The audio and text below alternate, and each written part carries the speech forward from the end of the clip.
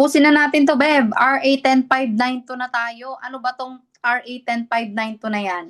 Ito kasi yung Republic Act na nag-amend sa mga articles na 'to na nasa RPC or Revised Penal Code of the Philippines. Yung mga articles na 'to, ito yung Articles 29, 94, 97, 98, and 99. Also known as GCTA law lang naman ito. Wait lang. Yan, ito yung shortcut niya eh. GCTA law. Ayan yung tawag sa kanya. Kaya pag sinearch nyo siya, GCTA law, ito yung lalabas.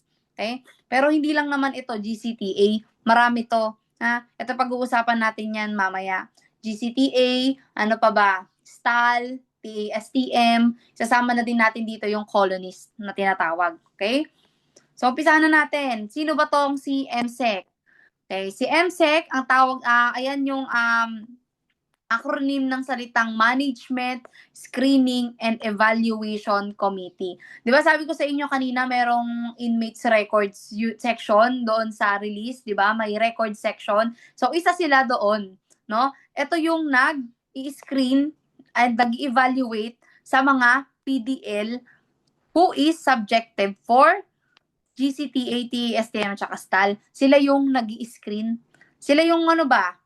Tawag dito sa madaling salita, sila yung nagsasala, no? Sa mga PDL na pwedeng makatanggap ng GCTA, TASTM, and STAL. Ito yung committee na yon. Okay? Management, Screening, and Evaluation Committee, MSEC. Okay?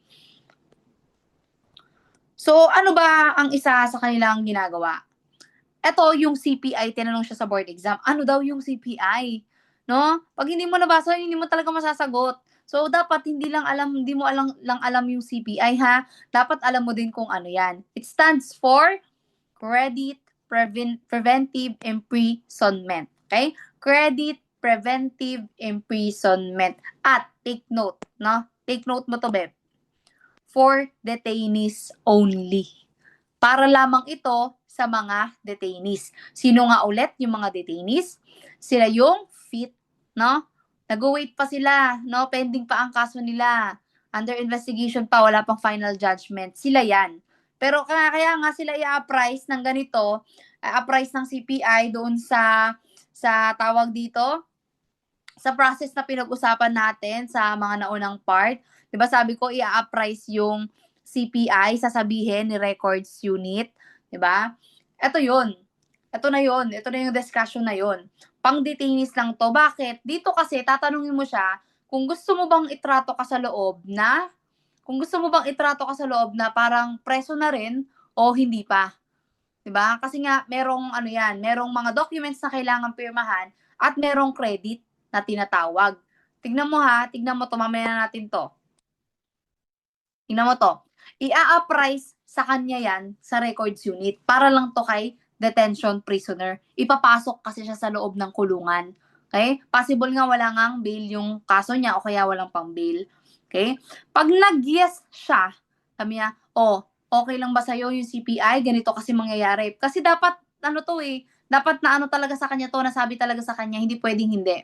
Ganito mangyayari. Pagpasok mo sa loob, itatrato ka namin na parang preso. Ibig sabihin, itatrato ka namin na parang sentence prisoner, payag ka ba na yung ginagawa ng mga sentence prisoner ay gagawin mo na din kahit na detainee ka pa lang?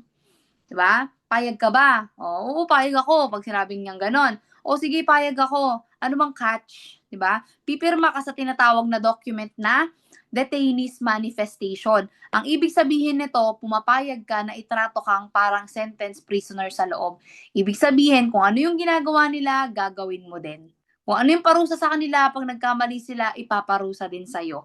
Pero, ang catch naman ito, full-time credit ang ibibigay sa'yo. Now, mamaya may example tayo. Tingnan mo muna to. Pag sinabi niya naman, no, ayoko, ba't mo ko itatrato na isang sentence prisoner? Detainee pa lang ako. No way. Gumanon si offender na detainee.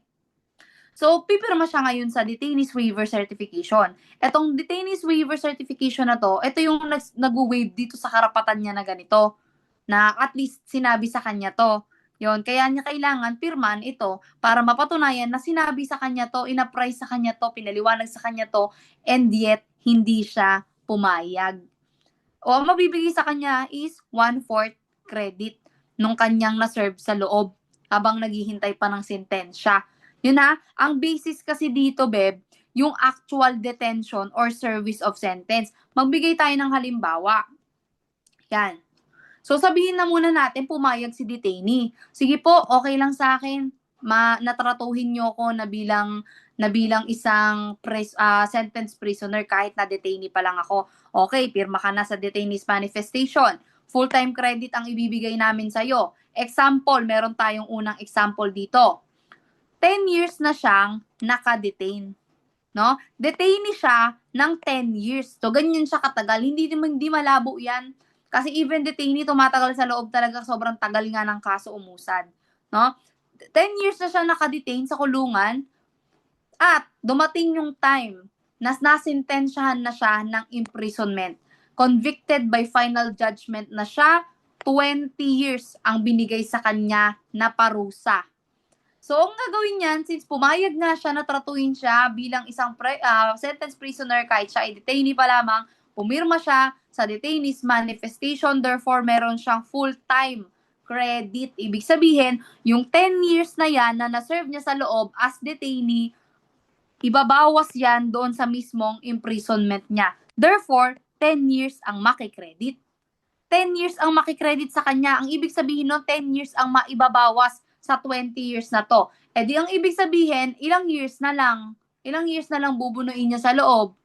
10 years na lang. Ganun yung catch niyan. Ganun yung niyan, pag pumayag siya. Ganon, ha? Another example, paano naman pagka ganito baliktad? 10 years, detainee siya. No? 10 years detainee. Tapos, nagkaroon na siya ng judgment, 5 years lang ang imprisonment niya. Paano mangyayari nun? Mas matagal pa siyang nasa loob ng kulungan kesa yung bubunuin niya dapat na imprisonment. Paano mangyayari nun? Ibig sabihin niyan, dapat i-acquit siya. No? I-release na yan siya kaagad. Bakit? Nabuno niya na sa loob eh. Pumayag siya eh. Naitrato siyang So dapat full-time yan. No? Full-time, 100%. Lahat makikredit sa kanya. Since 10 years na sa loob, merong 5 taon na nasayang. Anong mangyayari doon? Ito ang kinagandahan sa Pilipinas. Tingnan mo, matatawa ka talaga. Victims Compensation Program nila. Tingnan mo kung magkano. 1K per month. Maximum of 10K. Ilang buwan ba yung 5 taon na yan? Diba? Ilang buwan ba yan? Napakadaming taon yan. 12 times 5 yan. No? At ang bibigay lang sa'yo, 1K per month. At pag lumagpas ka dyan, dapat 10K lang. Ibig sabihin, yung 5 taon na nasa loob ka ng kulungan, na nasayang, no? Na nasayang kasi ang tagal-tagal umusad ng kaso, 5 years ka lang palang dapat ikulong. Diba? Bibigyan ka nilang tumataginting na 10,000 pesos. Ganyan kalupit ang bansang Pilipinas. Diba? Nakuha ba? Nakuha? Papasadahan ulit natin ito mamaya Punta muna tayo dito. Pag nag-no siya, ayokong pumayag. Ba't ako papayag? Diba? Ay, ba't 1/4? Mali to. 1/4 tuloy. Buti nakita ko, oh my gosh. Umamali pa tayo sa recording. Alam niyo ang mahirap, pag recorded ang lecture, kung mapapansin nyo, di ba may mga face-to-face, di ba? Tapos recorded ang lecture nila. Of course, nakapanood naman ako ng talagang minsan lutang yung lecturer.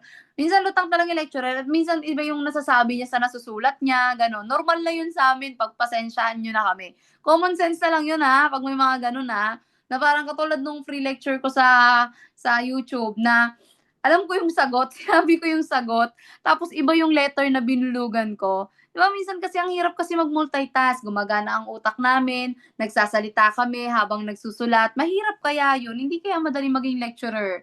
Kaya dapat na hindi kayo nang mamak ng lecturer wag ganun Kung kaya dito, parang ganun, parang gusto mo na lang sabihan ng ganun yung nang mamak sa'yo. Kasi hindi talaga madali. Hindi madali maging lecturer. Lalo na kapag hindi ka passionate about it, yung parang iniisip mo lang gusto mong maging national lecturer kasi gusto mong kumita ng malaki and yet hindi ka passionate, mapapagod ka. Pero alam mo ba, pag nagtuturo ako kahit daldal ako ng daldal, ang sakit ng lalamunan ko Tapos may GERD pa ako, so sumasakit yung dibdib ko. Pag nagsasalita ako ng malakas, mahaba, tas hindi pa ako kumakain, yun, dapat kasi every 2 to 4 hours kumakain ako eh. So, pag nagle-lecture kasi ako, minsan tuloy-tuloy. Ganyan.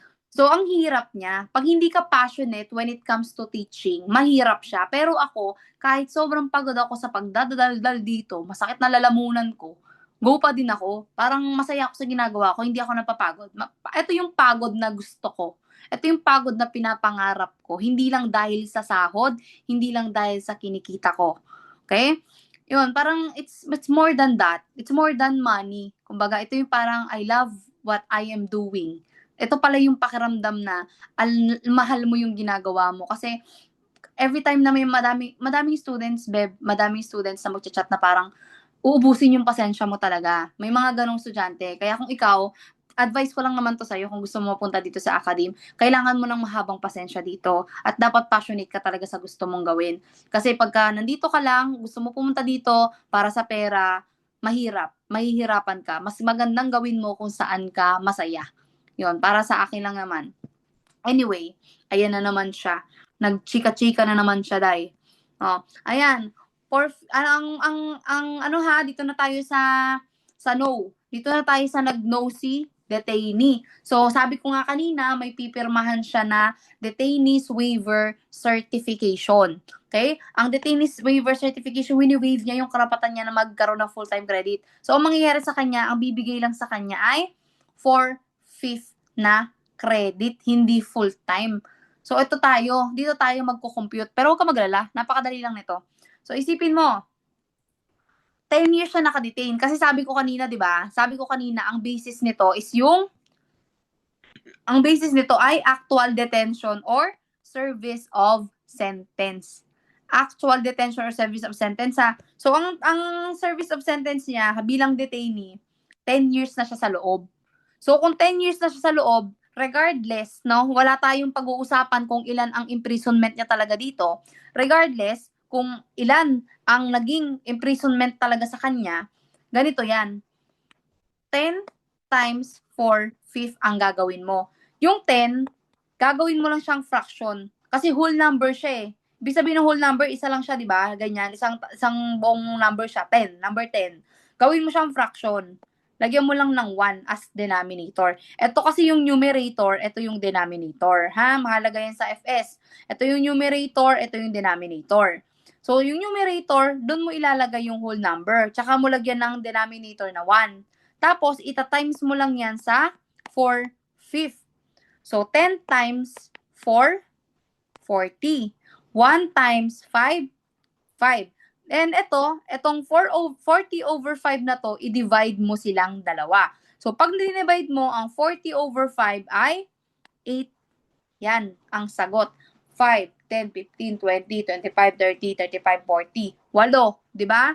8 years. Ibig sabihin, 8 years lang ang makikredit saan? Dito sa 10 years na nakadetain siya. Ibig sabihin, masasayang yung 2 years. Ganon. So, kung meron siyang imprisonment na 20 years, ito ang imprisonment niya, minus mo lang dito yung makikredit doon sa 10 years siyang detainee. No? 10 years. Ay 8 years as detainee. Yan. Equals 20 minus 8. Ito lang yung tanong sa board exam. Ganito lang yung tanong sa board exam, ha? Maminus mo lang. Bibigyan ka ng senaryo, tapos ima-minus mo lang. Yun ang lumabas talaga, promise.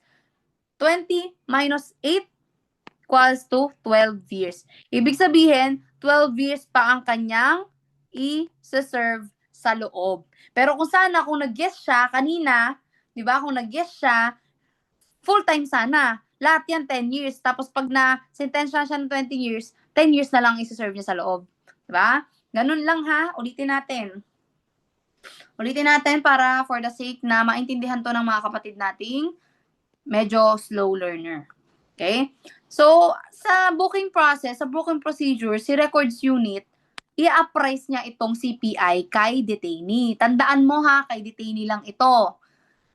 It's either mag-yes siya or mag-no. Ano ba kasi yung tanong? No? Ang tanong kasi dyan, papayag ka ba na pagpasok mo sa kulungan, tatratuhin ka namin bilang sentenced prisoner instead of detainee. Kasi alam mo naman na ito ang privileges and rights ng mga tao sa loob ng kulungan. Pero, syempre, kung papayag ka na maging sentenced prisoner ka na, dapat susundin mo yung kung ano yung papagawa sa'yo na trabaho, di ba? Yung mga parusa kapag naglabag ka, ganito na, di ba? Kasi nga, sentenced prisoner ka nang ituturing kahit na detainee ka pa lang.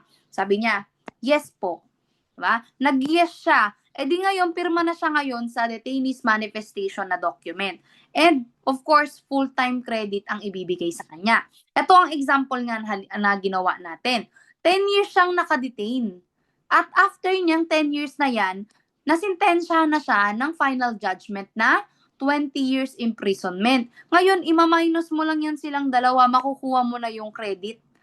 Kasi nga, yung 10 years na yan, ibabawas yan sa pinaka mismong sentensya sa kanya. Therefore, 10 years ang i-credit dyan, 10 years na lang din ang isa-serve niya sa kulungan. Paano naman kapag kabaliktad nga? 10 years siyang detainee, pero ang imprisonment niya pala ay 5 years lang pala dapat. Dapat ka na ika-quit agad siya at bigyan siya ng victims compensation. Okay? Yung 10,000. No? Kasi parang biktima yun siya dyan. Diba? Biktima yun siya dyan eh. Alam ko pasok siya dyan. Okay? Paano naman pag sinabi niya nang nag-no siya? Paano pag nag-no siya? Pipirma siya ngayon sa detainee's waiver certification at 4/5 lang ang ibibigay sa kanyang credit. For example natin kanina, 10 years siyang detainee. No? 10 years siyang detainee. Kunin natin yung 4/5 ng 10 years. So, gawin mo muna siyang fraction, ilagay mo sa numerator ang 10. Tsaka mo lagyan ng number 1. Okay? Times mo lang yan sa 4/5. Ibig sabihin, makakuha ka ng 40/5. I-divide mo lang itong dalawa, makakakuha ka ng 8. Ibig sabihin, yung 8 years na yan, ayan yung i-credit sa kanya, ima-minus lang yan dito. Diba?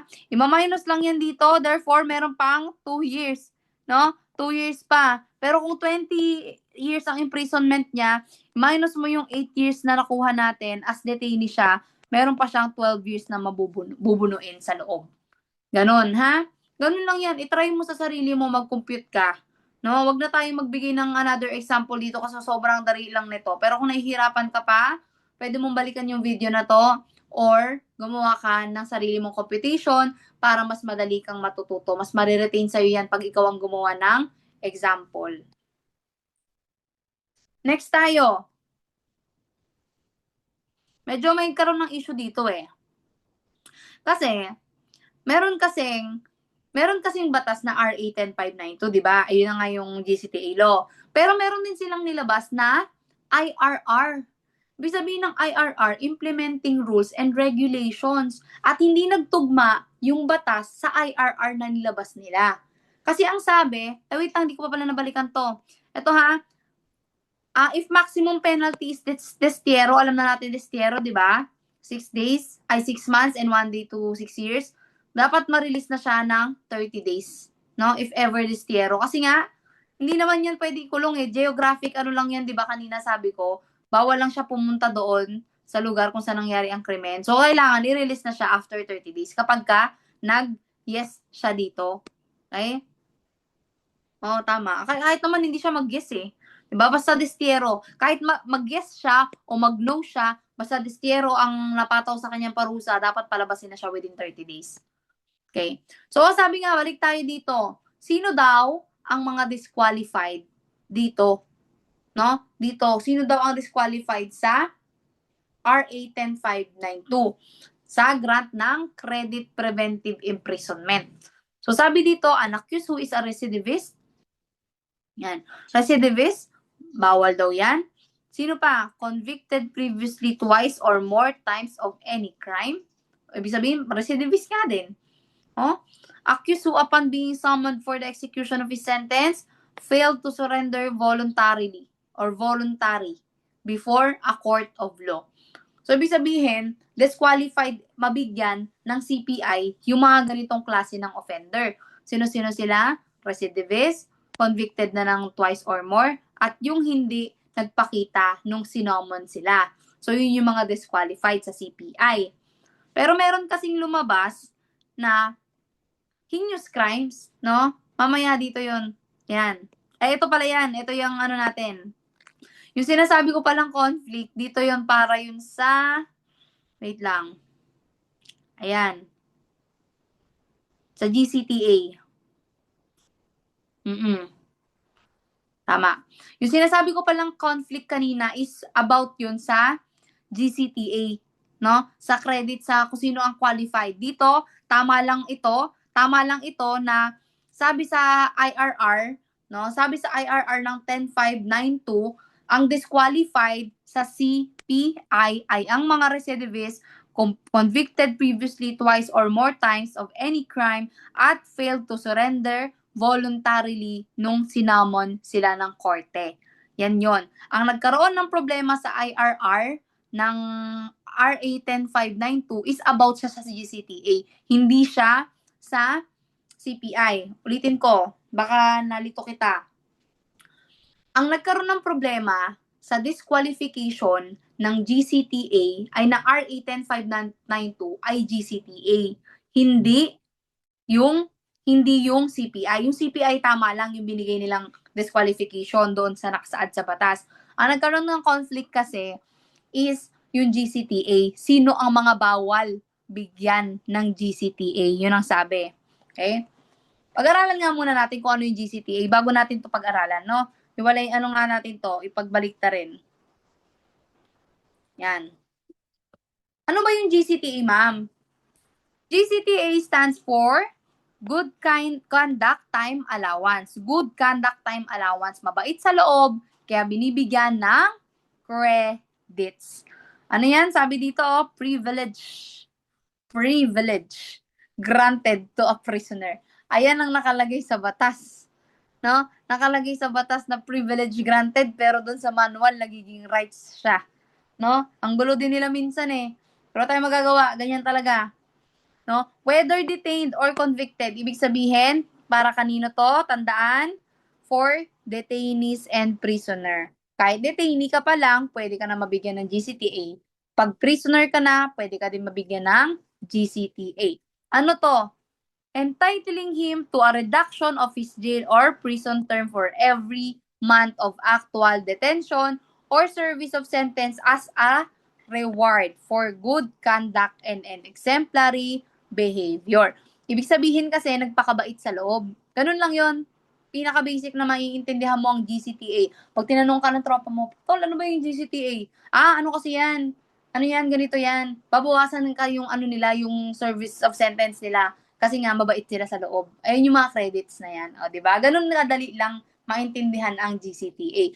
Para ito sa detainees at prisoner. At ang basis dito is yung imprisonment nila or yung serving sentence. Okay? Tingnan mo to. Ito kailangan mo tong kabisaduhin. Wala kang choice. Okay? Wala kang choice. Kailangan mo to kabisaduhin. 1 to 2 years, 20 days ang ibabawas. Kung 1 to 2 years pa lang siya sa loob at nabigyan na siya ng GCTA, 20 days ang ibabawas per month. Okay? 3 to 5 years naman, 23 days. 6 to 10, 25 days. And 11 and above, 30 days. Ganito ko siya sinulat. Kinabisado ko kasi siya, sinulat ko siya. Sabi ko nga sa inyo, ganun ako magkabisado. Pag alam ko na sa utak ko, isusulat ko siya para kasing, ewan ko ba kung legit yung photographic memory. Kunyari, tinignan ko yan dyan. Tapos, nasa ulo ko na siya. Tapos, saka ko sa isusulat. Yun, alam ko siya. Alam ko nang kabisado ko siya. Ganun ako eh. So, 1 to 2 years, at tandaan mo ha, 1 to 2 years na siya, yung siniserve niyang sentence or yung imprisonment niya. Ayun kasi, imprisonment or serving sentence nga, So, 1 to 2 years na siya sa loob, 20 days ang pwede niyang mabawas sa kanya sa GCTA. Pag 3 to 5 years na, 23 days. Ang laki niyan. Ibig sabihin sa 30 days, 7 days na lang ang ibubuno mo doon. Mas mabilis ka makalaya.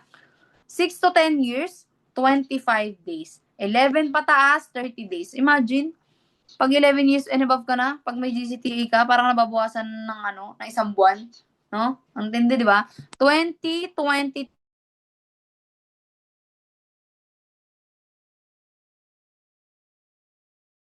dyan 23, 25. Diba? Minsan inakala na 25 ito. Kaya wag mong pagbaliktarin yan na 1 to 2, 20. 3 to 5, 23. 6 to 10, 25. 11 and above, 30 days. Ayan yun. Ayan ng GCTA. Okay? Sabi dito, sana yun? Yung mga disqualified. Sino yung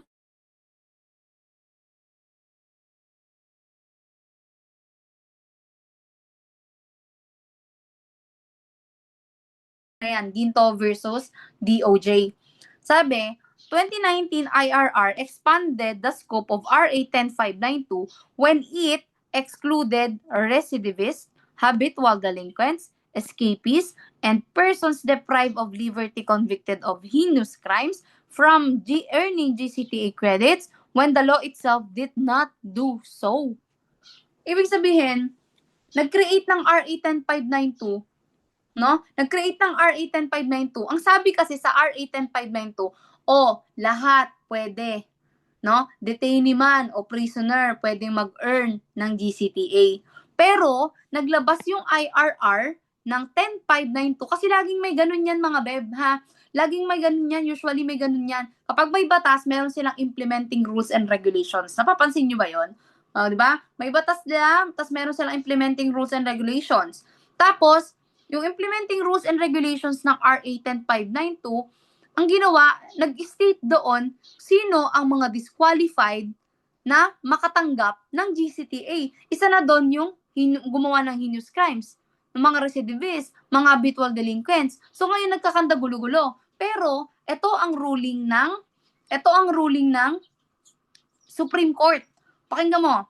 Sabi dito, the court ruled that Article 97 of the RPC, yun yung GCTA, any convicted prisoner is entitled to GCTA as long as the prisoner is in any penal institution, rehabilitation or detention center, or any other local jail.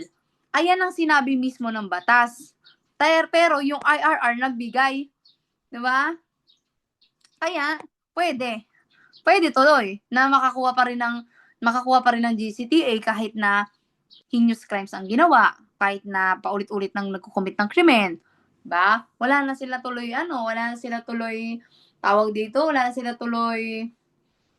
disqualifications. Otherwise, gagawa ka ng kalokohan sa loob na magdi-disqualify sa'yo na maka-earn ng iyong GCTA credits, di ba? So, wala lang. Sabi nila, kapag may batas, may IRR, ang susundin ng IRR. Pero ang Supreme Court, ang sinunod ay yung batas. Sabi niya, kung yung mismong batas niya nagsasabi na pwede daw ang lahat ng any convicted prisoner pwede makapag-earn ng GCTA, bakit ikaw IRR nagsasabi ka ng mga tao na bawal maka-earn ng GCTA? Yun yung punto ni SC. Ayan yun, ito yung source natin na pwede nyo yung i-visit, pwede nyo yung basahin. Binasa ko lang din yan dyan. Masipag ka, pero kung ayaw mo na, at least meron kang nag-explain sa'yo. Okay. Ayun lang yun. Huwag kang malilito. Pag tinanong, pwede ba makapag-earn ng GCTA credits ang mga offender na gumawa ng heinous crimes? Sasagot ka yes. Kasi nagkaroon ng ruling ang Supreme Court na pinayagan 'di ba? Kasi nga mismo daw ang katwiran nga ng Korte Suprema wala nga yan sa batas bakit maglalabas kayo ng IRR na merong disqualification? Sabi doon malinaw any prisoner basta nasa penal institution, 'di ba? Time allowance for studying, teaching and mentoring. Ito na yung TASTEM. Sabi nila TASTM, 'di ba? Ano lang 'yan? Parang ano lang din yan, parang GCTA lang din siya kasi reduction siya sa araw ng sentensya. 15 days naman ito. 15 days for each month of his time rendered for study, teaching, or mentoring. Diba? Kung gusto niya mag-aral sa loob, okay, sige, babawasan ka namin ng 15 days per month kasi nag-aaral ka. As long as nag-aaral ka, babawasan ka namin ng 15 days per month. Ano pa? Nagtuturo ka sa loob. Kasi hindi naman lahat ng nasa kulungan ay hindi nakapag-aral. Most of the time, yes, mga hindi nakapag-aral. Pero meron dyan doktor, meron dyan teacher, meron dyan mga professionals din. So kung gusto nila magturo sa loob, pwede habang nagtuturo sila, hanggat nagtuturo sila, makaka-earn sila ng 15 days each month no? Next, mentoring service, ganun din, nagme-mentor ka, nagtuturo ka, 'di ba? Ayan 'yun. 'Di ba, mababawasan ng 15 days. Ang mahalaga lang dito, alam mo na sa task TM, 15 days ang nababawas. Yan. Yan na, accused or prisoner. Ang TASTM pwede siya sa detainee pa din, ha? Pwede pa din siya. Ito naman, STAL. Para lang to sa mga tumakas at di bumalik at hindi tumakas. Ito yan. Yan. Ayan yung pinakamahaba na kung gusto mong basahin, okay lang. Special time allowance for loyalty. Credits din ito, no? STAL ang tawag dyan for short. Special time allowance for loyalty. Meron kasing mga time na meron talagang hindi maiiwasan na pangyayari sa loob ng kulungan. 'Di ba? Na kinakailangan talagang lumikas ng mga preso. Katulad na lang na pag may earthquake, may pagbaha, sobra grabe yung pagsunog, 'di ba? Sunog doon. Diba? Ayan yon. Dito papasok yung special time allowance for loyalty kasi nga ikaw ay mabuti na nagpakita ka ng loyalty, hindi ka tumakas, no? Medyo mahaba ito kung babasahin mo, goods lang. Pero ito tayo, pinaiksi ko na. Kung hindi tumakas si prisoner after ng mga calamities, disaster na nangyari, meron siyang 2/5 deduction dun sa mismong ano niya, sa mismong service of sentence niya, sa sentensya niya. Hindi kasi siya tumakas, loyal siya. Sabi ko, magpapakatotoo ako dito. Kahit anong mangyari, kahit palumindol, dito lang ako sa loob. Diba? Diba? Hindi talaga siya tumakas eh. 2/5 ang deduction niya. And yun, diba, mababawasan siya. Kasi dati wala nga yan eh. Pero sabi, ang unfair naman doon sa mga hindi tumakas. Anong bibigay nyo sa kanila? Wala. Kaya yun ngayon, meron ng 2/5 deduction. Paano naman pag tumakas? Pero bumalik within 48 hours after na sabihin ni President na, oh, tapos na yung calamity, tapos na yung ganitong catastrophe. 'Di ba? Ayan oh, sabi dito, proclamation announcing the passing away of the calamity or catastrophe. 'Di ba? Sinabi na, oh, tapos na ang wala na, okay na ulit, back to normal na. Pero siya, bumalik nga siya within 48 hours. Tumakas siya. Pero sabi niya, parang nakukonsensya siya, babalik na lang ako. Ba? Within 48 hours, parang 2 days lang yun, less than 2 days yan. Parang within 2 days pala. So, pag bumalik siya within 48 hours, kahit tumakas siya, bibigyan pa rin siya ng credits. 1/5 na deduction. Tumakas siya eh, pero bumalik naman siya, mabait naman. Bumalik naman within 48 hours.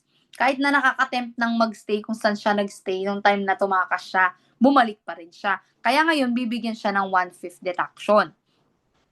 Ito naman, tignan mo to. Tumakas, pero bumalik after 48 hours through voluntary surrender. Tumakas siya. No? Tumakas siya. Pero dapat kasi, tumakas na siya nun eh. Talagang evasion of service of sentence na ang kaso niya doon. Pero, kasi, ganito yan. Pag tumakas, pero bumalik after 48 hours, evasion of service na yan. Kasi kailangan makabalik ka nga within 48 hours para hindi ka kasuhan ng evasion of service of sentence. 'Di ba? So kung bumalik siya after 48 hours, malamang may evasion of service of sentence na siyang kakaharaping kaso. Madadagdagan na naman yung sentensya niya. Pero since bumalik siya through voluntary surrender, magiging mitigating circumstances 'yan. Ibig sabihin ng mitigating, mas mapababa, no? Mas mapababa yung kanyang sentensya diyan kahit na tumakas siya. Pag-aaralan niyo 'yan again sa GMAA doon sa CLJ. Di akong tuturo niyan. Okay? Tumakas pero bumalik after 48 hours ha, through voluntary surrender. Evasion of service of sentence pero mamimitigate. Okay? Bis na ganitong kataas, minimum na lang ibibigay sa kanya. Okay? Tumakas pero hindi na talaga bumalik. Ito yung talagang matibay ang muka. No? Hindi na talaga siya nagpakita, tumakas na talaga siya. Ang mangyayari sa kanya, just in case na mahuli siya ulit, no? Kasi hindi siya talaga bumalik, malamang huhulihin 'yan, hahanapin 'yan, no? Ang mangyayari sa kanya pag nahuli siya at naibalik sa kulungan, 1/5 addition ang saklap niyan. Dadagdagan pa ng 1/5 ang iyong service of sentence. Plus, meron ka pang bonus na panibagong kaso, evasion of service of sentence kasi nga tumakas ka. Naintindihan?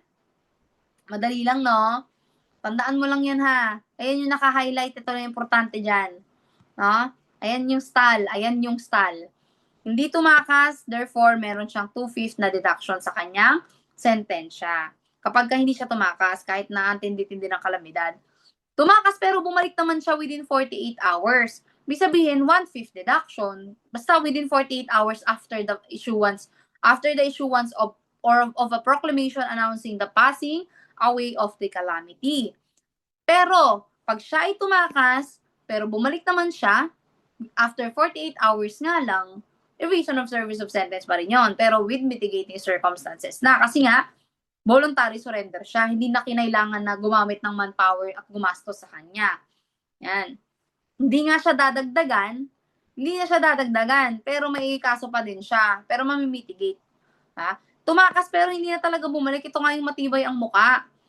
Dadagdagan siya ng 1/5 sa kanyang sentensya kapag siya ay nahuli. Plus, meron pa siyang bonus na evasion of service of sentence na magdadagdag pa sa kanya ng ilang taon. Diba? Ayan lang yon ha. Balikan muna nga natin.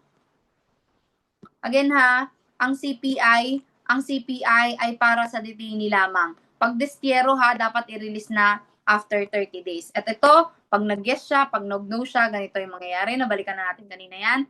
At ito yung mga disqualified, recidivist, convicted previously, failure to surrender voluntarily kapag sinamon. Ito naman GCTA, binabawasan ang kanyang jail or prison term every month as a reward sa good behavior. Para sa detainees and prisoner yan, na parehas lang yan. Para sa detainees and prisoners yan. So, 1 to 2 years, 20 days, 3 to 5 years, 23 days, 6 to 10 years, 25 days, 11 and above, 30 days.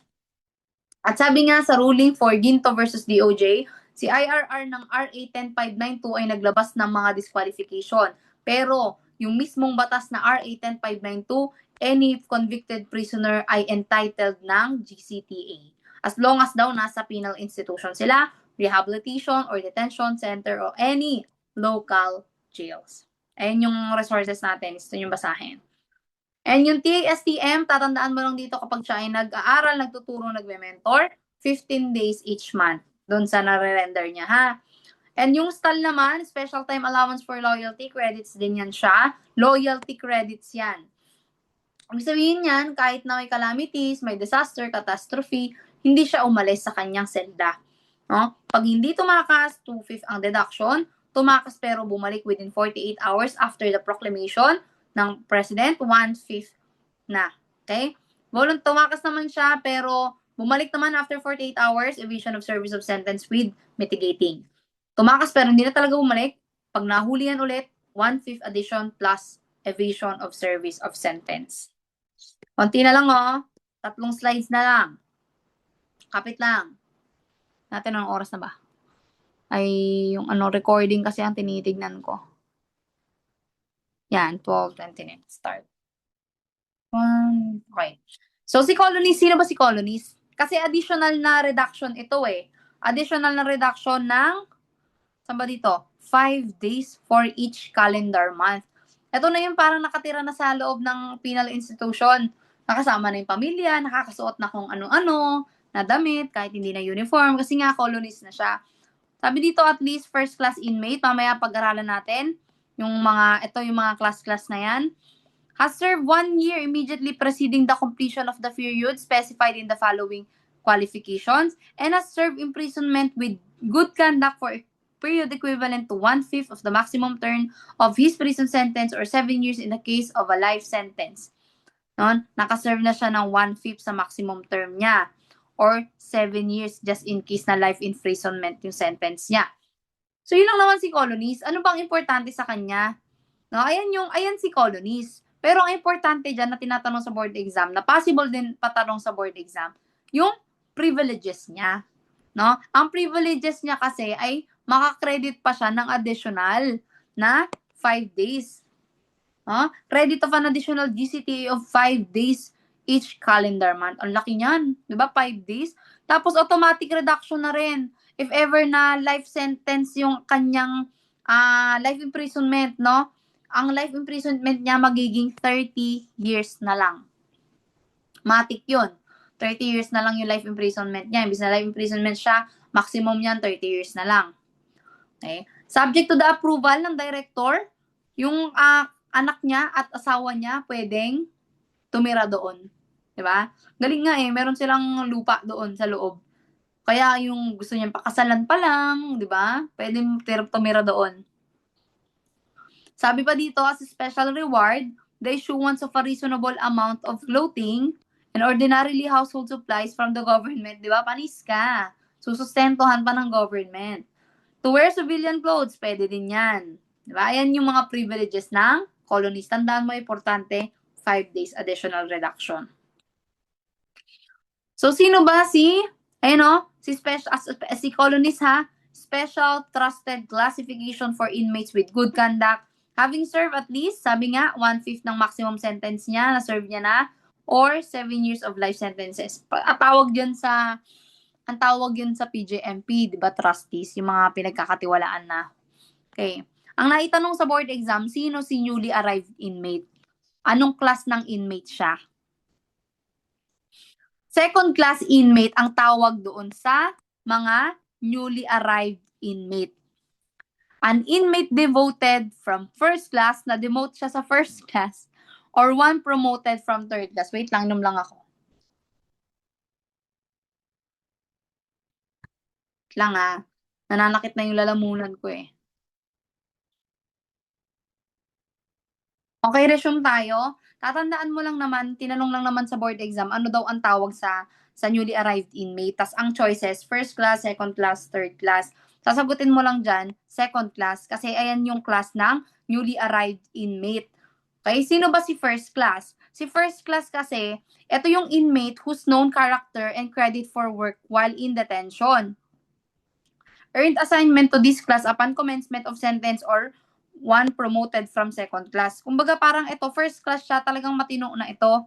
No, matino ito si first class. Pero pag na-demote, no? Pag na-demote si first class, kasi sabihin natin na nagpasaway siya, na-demote sa first class, napupunta siya ngayon sa second class. Okay? Si third class naman, an inmate who has been previously committed 3 or more times as a sentenced prisoner. Ito, pasaway na pasaway to. Third class, no? Third class. Kapag ka na-promote ka dyan, edi magiging second class ka. Ganon, ha? Hindi naman siya masyadong importante. Ito lang ang tandaan mo dyan. Ayan ang importante dyan. Okay? Again ha, si first class, ito yung mga matino-tino. Si second class kasi, newly arrived inmate yan, at yung mga na-demote na matino, okay? O kaya na-promote, nagtino, di ba? Kasi nga dito yung mga hindi talaga matino sa third class inmates. Okay. So ito, happyawan lang natin, pero usually dapat sa tawag dito, sa CLJ. Pero kasi ito, minsan natatanong din to dito. So ang ginawa ko nito ng board exam, lahat ng sinaulo ko, lahat ng kailangan kong sauluhin, sinulat ko siya sa test questionnaire. Kasi baka hindi nyo alam pwedeng magsulat sa test questionnaire. Ang ginawa ko, pagkabigay at pag pwede na sinabi na nagbigay na ng signal na pwede na mag-start, sulat ko muna sa likod ng papel yung kailangan kong isulat. Kasi baka mamaya, pag bombarded na ako ng information, makalimutan ko na siya, mag-mental block na ako. Katulad na lang ng duration of penalty, ano pa ba? Yung mga technique na ginagawa natin para matandaan, mga mnemonics, ano pa ba? Yung katulad nung kanina sa GCTA, susulat mo na siya para hindi ka na magkandalito-lito. Just in case na makita mo siya sa tanong, babalikan mo na lang siya. Is that cheating? No. Bakit? Kasi galing sa utak mo yun Galing sa utak mo yun, sinulat mo lang, hindi yung cheating. Ang cheating yung meron kang tinitignan habang sinusulat mo yun doon. Diba? Okay? Sabi ko nga sa mga estudyante ko, do not cheat, no? Huwag kayong mag-cheat sa kahit na anong exam o lalong-lalo na sa board exam. Bakit? Kasi pag nag-cheat ka sa board exam at nahuli ka, never ka nang pwedeng mag-board exam ulit. Pero pag bumagsak ka sa board exam, kasi nga hindi ka nag-aral ng maayos, hindi mo alam isasagot mo, ginawa mo lang, sinagutan mo lang kung anong kaya mo, pero bumagsak ka, pwede ka pa ding mag-take ulit. Kaya utang na loob, wag kayong mag-cheat sa board exam. Marami ng issue niyan. Marami nang nagtatry, sumusubok na mag-cheat sa board exam. Please, do not cheat. Okay? Wag kayong mag-cheat. Gawin mo lang yung best mo. Bigay mo lang yung best mo. Okay? Okay lang yan. No? Sabihin mo sarili mo, papasa ka. Magtiwala ka sa mga resources na meron ka, magtiwala ka sa sarili mo, magtiwala ka sa Diyos na hindi ka niya ibabagsak. Okay? At siyempre malamang bigyan mo din dapat ng katumbas na effort 'yon para hindi ka bumagsak at para pumasa ka. Ha? Hindi ako nang low moral dito at sinasabi ko lang ang reality, no? Pag hindi ka nag-aral ng maayos ngayon, alam mo kalalagyan mo. Pero kapag nag-aral ka ngayon ng maayos, matik 'yan, sureball 'yan, R-cream ka. Ha? Ganun 'yan ha. So ngayon, ituturo ko sa inyo yung isang natutunan kong technique kay Ma'am Yvette, no? Sa kanya ko narinig ito dahil hindi ko naman to narinig sa ibang lecturer. Kaya credit sa kanya. I always love giving credit sa mga taong natutuwa ko. Okay? Walang nakakahiya sa pagsasabi ng magne-name drop ng mga lecturers na nakatulong sa'yo during your preparation, napadali nila yung buhay mo dahil sa technique na ginawa nila. So, kudos sa mga lecturer na ganyan talaga na sobrang tumutulong sa mga estudyante na mapadali yung pag-aaral. Okay? Walang ano yan hindi hindi ka nagbibigay ng, kung hindi ka magbibigay ng credit, okay lang din, di ba? Nasa sayo naman yan as a person. Anyway, so ito yung ito yung tinuro. Dati ito yung natandaan ko. So until now, alam na alam ko pa siya. Kasi kahit na hindi ko siya tignan, kahit na hindi ko siya i-review, kahit hindi ko siya balikan, bago ko to ituro sa inyo, alam ko siya. Kasi nga pakanta siya. So, ang gagawin mo lang dito, sumulat ka muna ng Dr. Pa. Yan. Diba? Isang letter D, dalawang R, dalawang P, dalawang A. Parang Dr. Pa. Ganon. Dr. Pa. Yan. Letter D, dalawang R, dalawang P, dalawang A. Dr. Pa. No?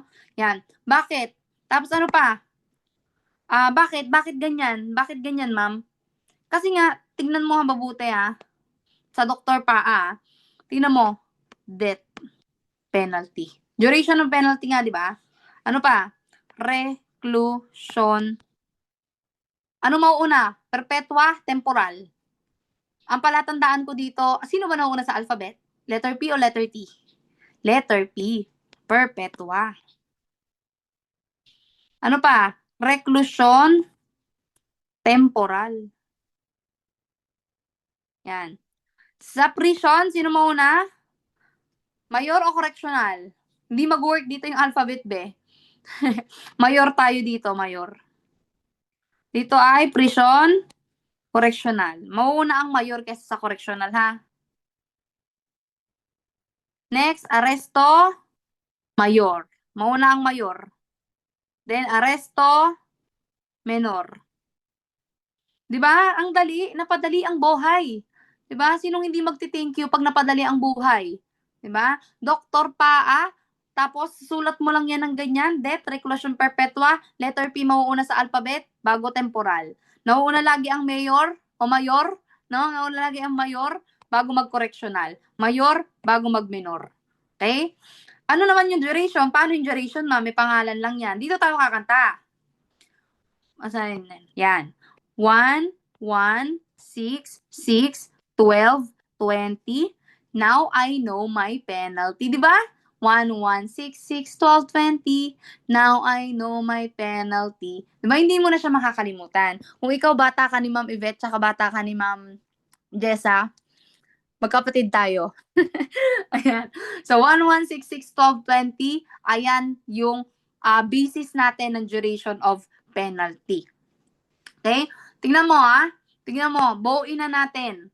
Wag mo kalimutan si Dr. Pa natin.